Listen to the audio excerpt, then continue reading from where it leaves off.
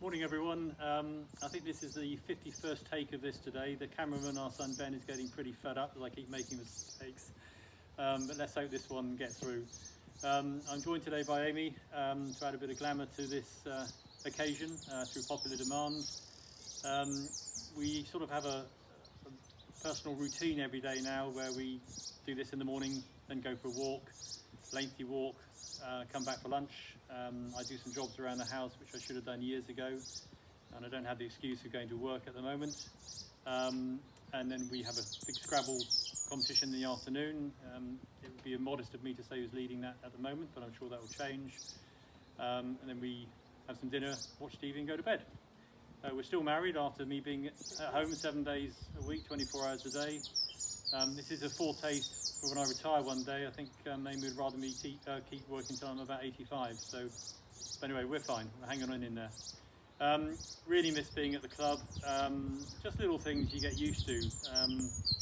Rob Winter sneaking in the morning, heading to the fridge for his chocolate fix. I've never told your wife Jackie, Rob, but now she knows. Reno, who comes in every day, puts the world to right with me. We have a great chat.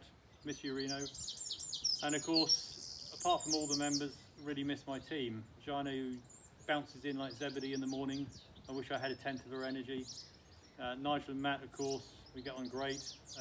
Lovely Karen, who in all the years I've worked there is always the same, never moody, always just absolutely charming. Rubbish golfer, of course, but apart from that, she's a very nice lady. Jenny, who I've worked with her many times. I think I've got 3 words in edgeways so far. But she's great fun, and of course Ian, who doesn't work a huge amount of hours, but he's a valuable member of our team. So I'm going to go into the deal of the day now. Amy doesn't need to be here for that. Thanks for that. She's going to go and have a cup of tea, and we'll talk about one of the products that I originally put on the spreadsheet in the first newsletter that I sent out. I put loads and loads of products on the sheets, and if you haven't received that or wish to, please just comment in the box on the video and I'll send it to you, or you can contact me at mikehenningolf@gmail.com and I'll email you and attach the sheets to it. There's loads of products on there at fantastic prices. We've sold quite a few already. Really appreciative to those of you who have purchased through that scheme. I know that you want the product and the prices are great, but also I'm aware that you're doing it for altruistic reasons as well, to support me and my business. And obviously I can't thank you enough for that. So going back to today's product, one of the items on the spreadsheet are the Jaws Wedges. There are loads of good wedges around by the manufacturers. I don't think there's anything better than these. You may argue there are some as good, and that's a personal choice. But I use these out of choice. I carry a 56, a 52 and a 60. The bounces I have on them relate to the lofts and to where we play golf, because at Worthing it's a downland course and the turf is quite tight. I've got quite low bounces on my gap wedge and my lob wedge. I have a lot of bounce on my sand iron because it helps obviously get through the sand. I like them because they've got a really thin top edge, and their grooving system called Groove and Groove technology really creates amazing spin if you play the shot properly. So I'm looking forward to using these through the summer when we get back to golf. We've got these on offer on the system at the moment at 109 down from 129, so it's a saving of £20. We have loads of specs in them: right hand, left hand, chrome finish, which is the one I've got. There's a close up. They come in a tall grey finish as well. So if you want to contact me with your spec or contact me and ask for advice, I'll help you and discuss the bounces and the grinds and the this and the that. I'm fully aware that when one normally purchases golf clubs, we often want to try them first, of course. So and the offer through this particular deal is if you want to purchase a club or clubs, you may want to try and get the spec right initially, but when we reopen and I've got your name attached to the club that you've ordered and paid for, you are then welcome to go up to the range and try them with one of our demo clubs. If the spec that you've ordered and paid for is incorrect, we can change it then for a different spec. If I don't have it in stock, I'm prepared to order it from the company, Callaway, within a 4-week period at the same price, which I think is fair. And if for any reason you don't like the wedges at all, which I'd be very surprised, we'll put that money that you spend on your account that you can use as a credit for something else in the future. So I think that takes the risk out of it. You can buy it at a fantastic price, and at the end of the day you've got a backup service there that will protect your purchase. So any questions, please contact me at mikehenningolf@gmail.com, or my mobile is 07885 462 780. Right, we're going to come on to the coaching tip of the day. I wanted to make it very interactive, and I've been contacted or messaged by one of our members called Joe Crarup. Most of you, or many of you, will know Joe. He's a lovely guy, and if you don't know him, think of Paul Newman in his heyday. That is Joe to a T. Good looking guy. Joe's asked me to talk about, sorry, I had to smile there, Joe.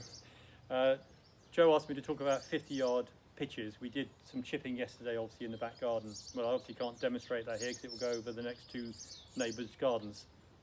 But I think it's quite a difficult shot for many of us because it's sort of not a full shot and it's not a chip, it's sort of an in-between. And the most common errors that I see coaching is people having too long a backswing and then dissipating on the way down, and therefore chunk the ground early or thin the ball.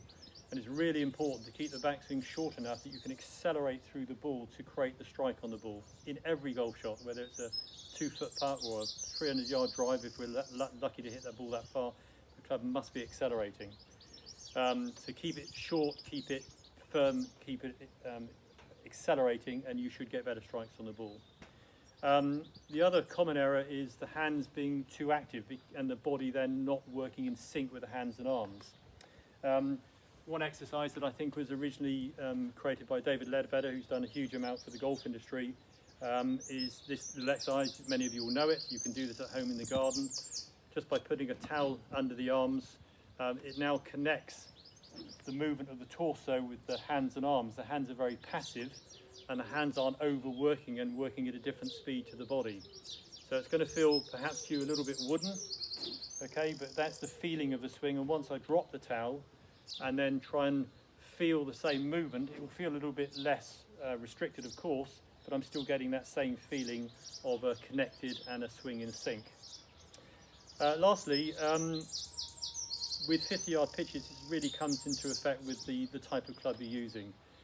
So then the bounce of the club becomes very, very important. And if you're trying to hit a sand iron with a huge flange on the bottom off a tight lie, like at Worthing or a links course, then you really are asking for trouble.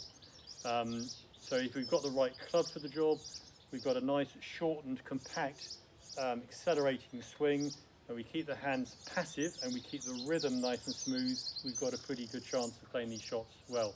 There's nothing more frustrating than hitting a couple of good shots, getting within 50 yards of the green and chunking it or thinning it across the green, which we've all done many, many times.